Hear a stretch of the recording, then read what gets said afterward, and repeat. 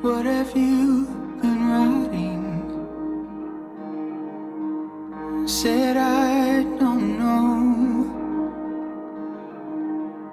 Are you bare? But you're not sharing. My dear, it's nothing at all.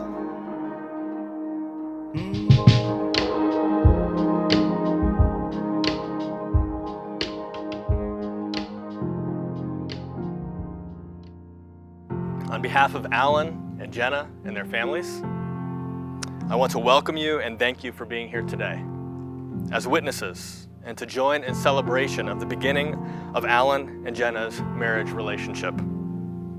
Alan and Jenna, it is truly an honor and a blessing to be here with you today. As we have met and as we have talked, there's a number of things that we've learned in regards to marriage. Some of the things that we learned along the way in regards to what God has to say about marriage is first and foremost that He instituted marriage.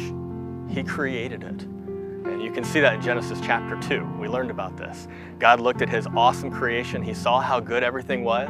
And then He looked at Adam and He said, wow, he needs a wife. He said, this is not good. And so He created a wife for Adam. He created woman and brought the two of them together. When Alan first told me that he met Jenna and that they were going to start dating, and the first thing that popped into my mind was something along the lines of, oh Lord, help us all. Long distance relationships are not fun, they're very hard, and they take a lot of work to make them work. Soon into them dating, me and Alan schemed a double date, and we went to Fred Meyer Gardens in Grand Rapids.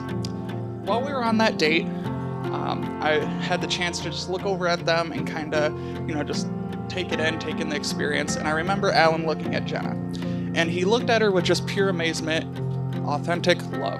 It was the most beautiful thing I could possibly think of. And at that moment, I knew that they would just be perfect together.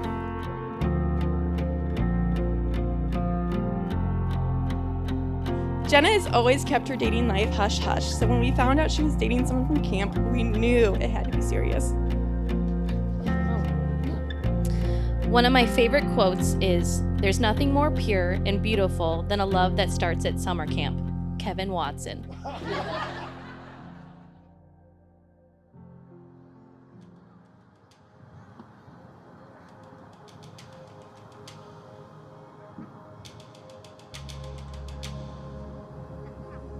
Robin and Mike and Amy and I, at some point realized that one day you might meet somebody, you might like that person, you might fall in love, marry, and eventually leave us, your loving, nurturing parents. As the father of the bride, who's she gonna pick? And I'm sure Robin and Mike were going, who's he gonna pick? Mike and Robin were thinking, well, what if Alan picks a dud? And I'm thinking, and Amy's thinking, what if Jenna picks a dud?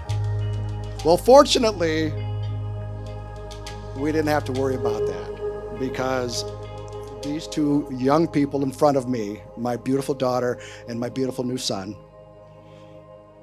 are wonderful together.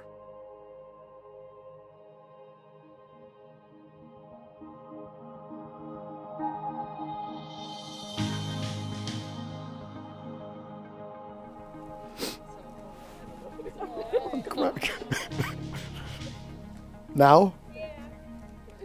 Oh. I'm better. You're beautiful. Don't cry, I'll ruin your makeup. I know, I'm trying not to. Oh, I love you. Oh. Okay, I'm done crying. I'm done crying. This is gorgeous. You're gorgeous. Oh, you got a little Mickey. I do. As parents of faith, Amy and I and Mike and Robin look at Romans 8:28. We truly believe that God has made things work out for you guys. My prayer is that as Alan and Jenna grow, they will grow in the direction of God, always seeking God first. When that happens, you can't help but grow closer together.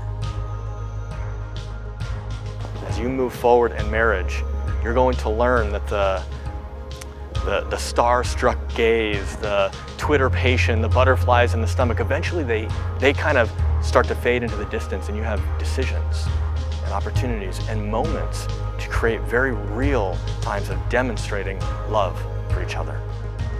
Not just philosophically, but in practice. These are things that we see demonstrated through Christ, and we see them highlighted in Ephesians chapter 5.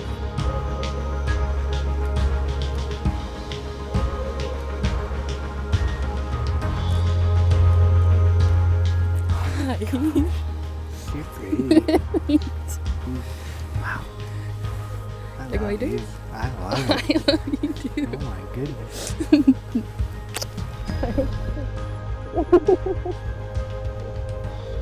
Bubby, today... We're good. Whew, okay, today the last lone girl becomes a Mrs. Even though we're sad for your last name to change, we're excited for you to finally become a McBride. So everyone raise your glass and cheers to Mr. and Mrs. McBride. Alan, you may kiss your bride.